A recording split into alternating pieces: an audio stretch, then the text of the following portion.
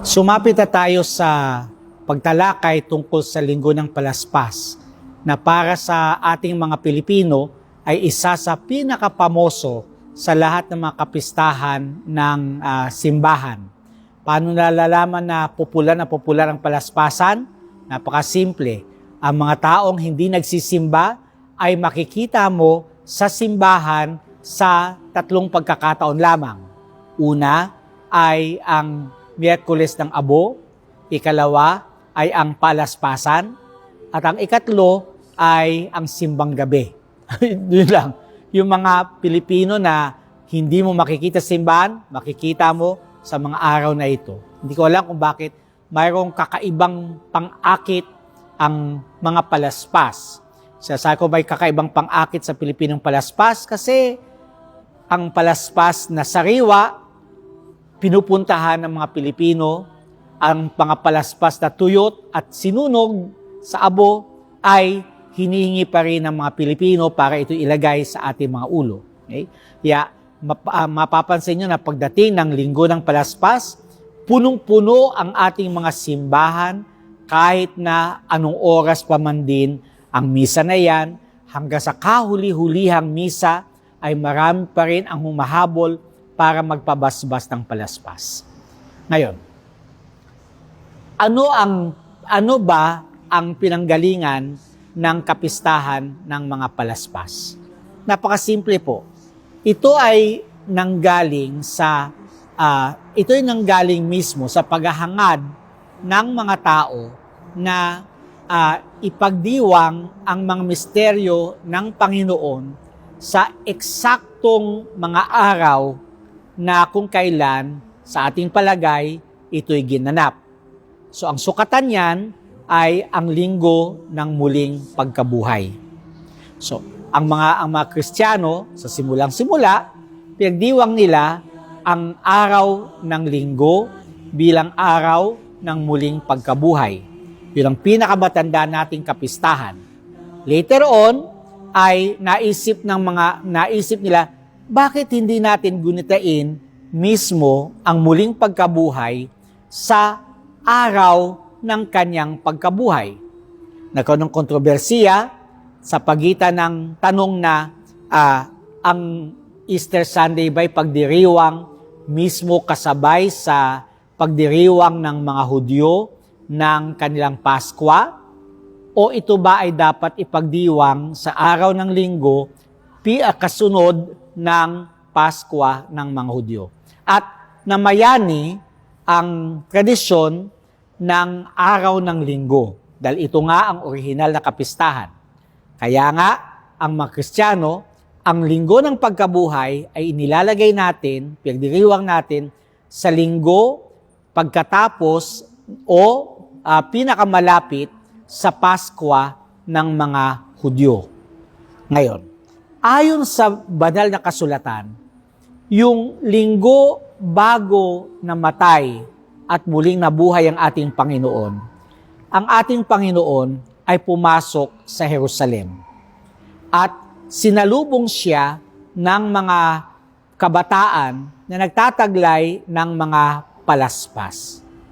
At si Egeria, isang mayamang babae na namuhay taong 381, okay, ay gumawa ng isang journal, isang diary ng kanyang mga alaala tungkol sa kanyang pilgrimage sa Holy Land. Actually, salamat kay Egeria sa babaeng ito dahil nagkaroon tayo ng mga record kung paano pinagdiriwang ang mga mahal na araw noon sa Holy Land. At sa kanyang kasulatan ay talagang nilagay niya doon na ang mga Kristiyano, pagdating ng Linggo ng Palaspas, ay nagtitipon sa tuktok ng bundok ng Olibo. Bakit sa bundok ng Olibo? Ito'y sapagkat, ayon sa banal na kasulatan, ang ating Panginoon ay nanggaling sa Betania, pumunta sa bundok ng Olibo, at mula doon, siya ay naglakbay pababa ng bundok, tumawid sa lambak ni Josaphat upang pumasok sa Jerusalem. Ngayon, tinularan ito ng mga Kristiyano. Ayon kay Egeria, pagdating ng alas 5 ng hapon ng linggo ng Palaspas, ang mga Kristiyano ay nagtitipon sa tuktok ng bundok ng Olibo. At mula doon ay babagtasin nila ang isang lansangan na ngayon ay nakikilala bilang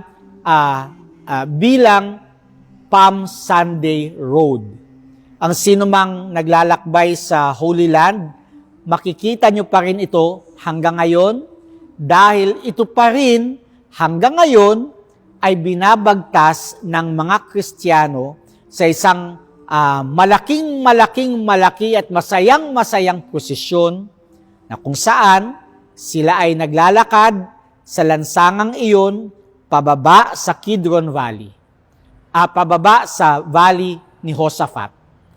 Taglay nila ang mga palaspas at sila'y tumutulad sa mga kabataan na umaawit ng Osana.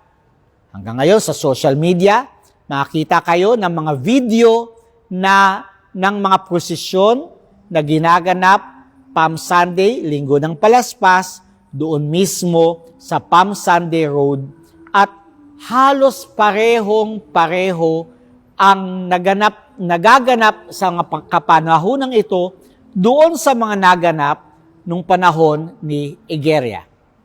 Pagdating nila sa paanan ng bundok ng Olibo, sila'y tatawid sa lambak ni Josaphat upang pumasok sa Jerusalem. At pagdating nila sa simbahan ng Holy Sepulchre, nag-aantay doon ang relikya ng banal na krus ng ating Panginoon.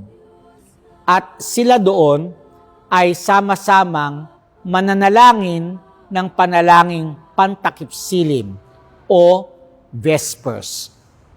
At doon nagwawakas ang Linggo ng Palaspas at iyon ang simula ng pagdiriwang ng mga mahal na araw. Nakikita natin na gusto nilang tularan ang pagdiwang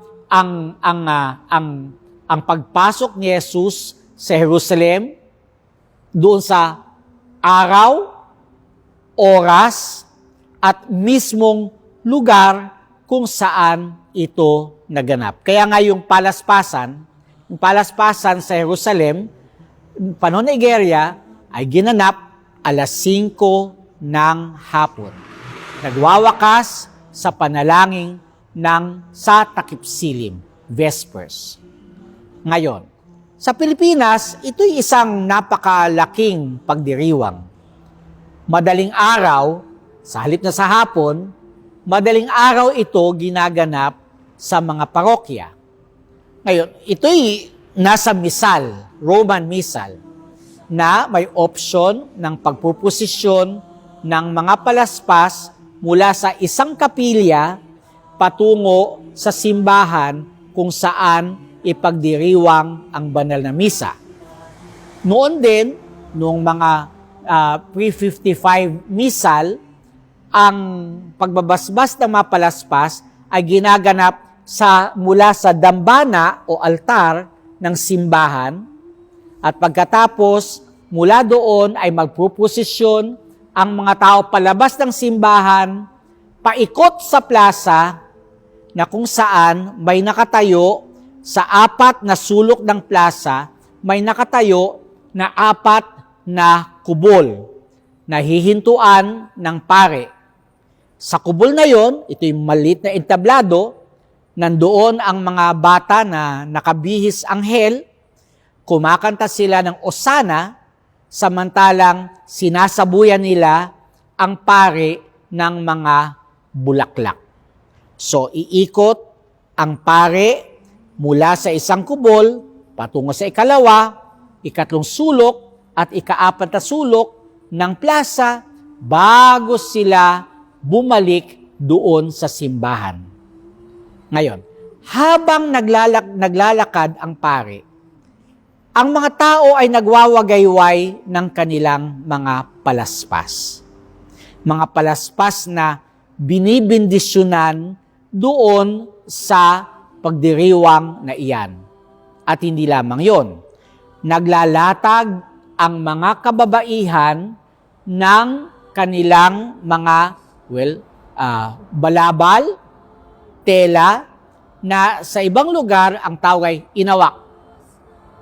Ito'y inilalatag sa kalsada na parang isang carpet upang sa gayon ay hindi tumapak ang paa ng pare sa lupa. Okay? So para siyang pagpapakita ng paggalang doon sa pare naglalakad dahil ang pare ay sumasagisag sa ating Panginoon. Father, di ba overkill yon? Hindi. Kasi yun talagang nakalagay sa mabuting balita, sa banal na kasulatan, na si Jesus at ang ating Panginoon nakasakay sa isang asno at ang mga tao naglatag una ng balabal sa likod ng asno upang ito'y sakyan ng Panginoon at ang iba naman ay naglatag ng kanilang mga balabal sa daraanan ng Panginoon at ang mga palaspas ay inilalatag din nila doon sa tatapakan ng dadaanan ng ating Panginoon. Yon ang nasa banal na kasulatan. Okay? Ngayon, ginagawa natin ngayon, naglalatag ng mga balabal, ng mga tela sa kalsada at ito'y dadaanan ng pare. Ang mga anghel ay nag-aabang doon sa apat na kubol, sila'y aawit doon ng osana at sila ay magsasaboy ng mga bulaklak. Sa pre-1955 na misal, pagdating ng prosesyon sa pintuan ng simbahan, nakapinid ang mga pintuan. Okay?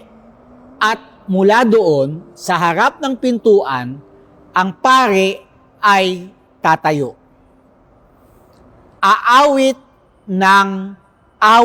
ng papuri kay Kristong manunubos. Hanggang ngayon, ito ay kinakanta natin, nasa misal natin yan. All praise, honor, and glory to Thee, Redeemer King. Lahat ng parangal at papuri ay sa iyo, o Hari naming manunubos.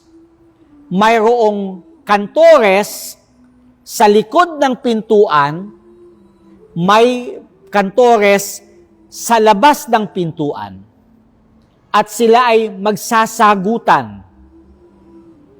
Ang refrain ay aawitin ng mga nasa labas, ang bersikulo ay aawitin ng mga nasa loob. Magsasagutan silang dalawa. Sa katapusan ng awit, kukunin ng pare ang krus na pangprosesyon at 3 beses niyang gagamitin ito para tuktukin ang pintuan ng simbahan. At pag natuktok na niya ng 3 ulit ang pinto, bubuksan ang pinto upang makapasok ang prosesyon sa loob ng simbahan. Remember, ito ay mga ritual bago mag-reform ng Holy Week noong 1955. Pero kahit na tinanggal na yan sa ritual, marami pa rin sa atin patuloy itong ginagawa. Bakit? Kasi mayroon talaga siyang angking pang-akit, angking ganda. Yung ritual ng pagtutuktok sa pintuan at pag-awit kay Kristong Hari. Okay? At doon nagsisimula ang misa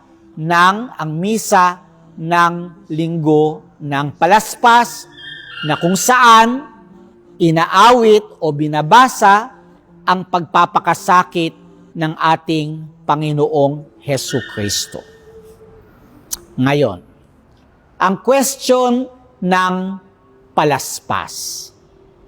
Number 1, kailan dapat basbasan ang palaspas? Sa simula ba ng misa o sa katapusan ng misa? Ang sagot ng misal, sa simula ng misa. Bakit sa simula ng misa? Napakasimple. Ang palaspas ay ginagamit na pangbati sa Panginoong Hari na dumarating. So, hindi ka nagpapabasbas ng palaspas sa katapusan ng misa kasi nakarating na ang hari. Get? Nakuha natin? Ito'y pangsalubong sa haring dumarating. Kaya, ang pagbabasbas ng palaspas ay ginaganap sa simula ng banal na pagdiriwang. Number 2, bakit, Father, yung mga matatanda, kinakabit ang iniuwing palaspas sa mga pintuan o sa mga bintana ng bahay? Ito ay sapagkat ang paniniwala ng mga Kristiyano, ang mga palaspas na binasbasan ay mga sakramental na isa sa mga gamit ay ito'y nakapagpapalayo at nakapagpapaalis ng masasamang espiritu.